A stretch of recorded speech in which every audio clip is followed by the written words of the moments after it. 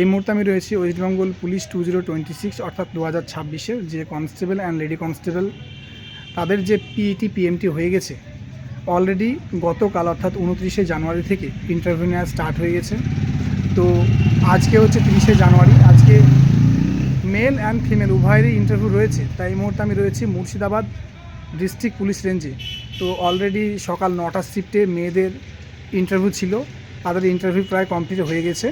এখন ছেলেদের interview start already হয়ে গেছে, আর অনেকেই ভিতরে রয়েছে। তো আমার সামনে একজন অলরেডি দাদা রয়েছে, সে ইন্টারভিউ দিতে এসছে। তো দাদা, তোমাকে কিছু কিছু প্রশ্ন, সেটা হচ্ছে এই যে তুমি ফার্স্ট কবে তুমি অ্যাপ্লাই করেছিলে এবং তুমি অ্যাপ্লাই করে কতদিন প্রিপারেশন করেছিলে, প্রিপারেশন করার পরে এই যে এক্সামে তুমি কোয়ালিফাই করেছো এবং তুমি পিইটি পিএমটি পুরোপুরিভাবে কমপ্লিট করে আসার পরে আজকে যে ইন্টারভিউ বোর্ডের সামনে তুমি উপস্থিত হয়েছো ইন্টারভিউ দেওয়ার জন্য, তো আজকে নিজেকে কতটা হ্যাপি ফিল করছো যে আজকে আমি এতগুলো স্টেপ, তুমি স্টেপ বাই স্টেপ বেরিয়ে এসে প্রত্যেকটা পর্যায়ে নিজেকে সফলতা অর্জন করার পর আজকে যে ইন্টারভিউ দিতে এসছো, তো এটার জন্য তোমাকে কতটা খুশি মনে হচ্ছে এবং নিজেকে কতটা হ্যাপি ফিল করছো ইন্টারভিউ বোর্ডের সামনে? তো সেই বিষয়ে যদি দর্শক বন্ধুদের সামনে যদি কিছু কথা বলো, তাহলে যারা আগামী দিনে ইন্টারভিউ রয়েছে তারা উপকৃত হবে। মানে কিভাবে ড্রেস পোশাক পরে আসতে হবে বৃত্তান্ত।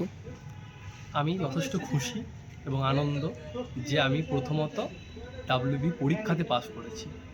পরীক্ষাতে পাস করার পরে আমার আনন্দ অনেকটাই বেড়ে যায় যে পরীক্ষাতে পাস করেছি, এবং আমি মাঠের জন্য যে আমার রান আছে 6.5 মিনিটে 1600 মিটার, সেটার জন্য প্র্যাকটিস করতে থাকি। এবং প্র্যাকটিস করার পরে মাঠে ঢুকে আমি 6 মিনিট 18 সেকেন্ডে 6 মিনিট 18 সেকেন্ডে মাঠ কমপ্লিট করার পরে আমার পিএমটি পিএটি দুটোই পাস করার পর আজকে 30শে জানুয়ারি 2026 সালে ফার্স্ট জানুয়ারি মাসে, তো আমি আর আজকে ইন্টারভিউ আছে। তো আমি এসেছি আজকে, আমি অনেক খুশি যে আমাকে পুলিশ বোর্ড WBPRB থেকে চান্স দেওয়া হয়েছে ইন্টারভিউর জন্য। তো আমি ইন্টারভিউ এসেছি, আমার ইন্টারভিউ দুটো ধাপ পূর্ববর্তী ধাপ দুটো পেরিয়ে এসেছি। এখন আমি খুবই আনন্দ।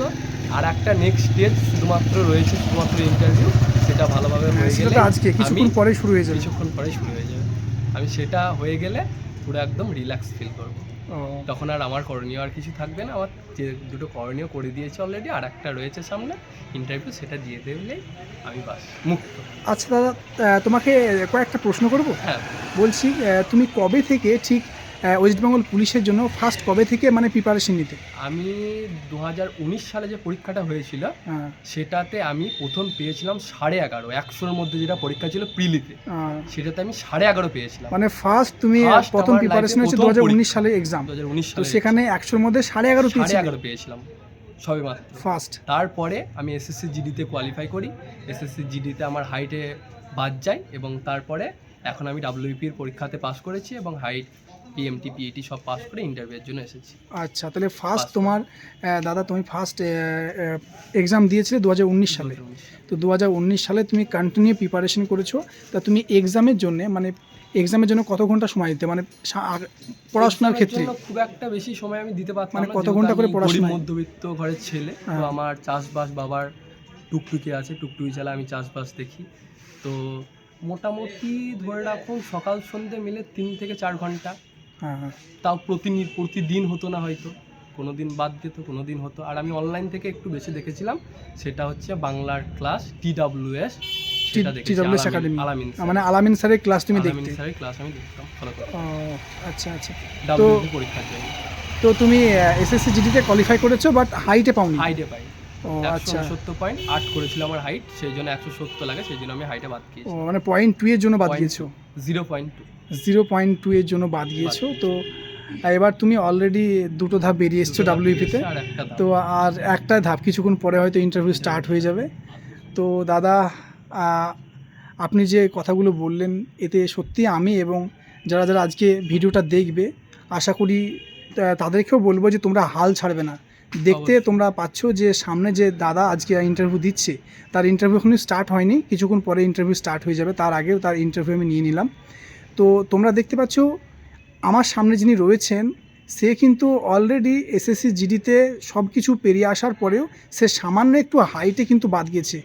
0.2 এর হাইটের জন্য বাদ যাওয়ার পরে সে কিন্তু হাল ছাড়েনি। সে আজকে আবার ডাব্লিউপি কনস্টেবলে অলরেডি এক্সামে পাস করেছে এবং পিএটি পিএমটি সফলভাবে কোয়ালিফাই করার পরে আজকে ইন্টারভিউ দিতে এসছে।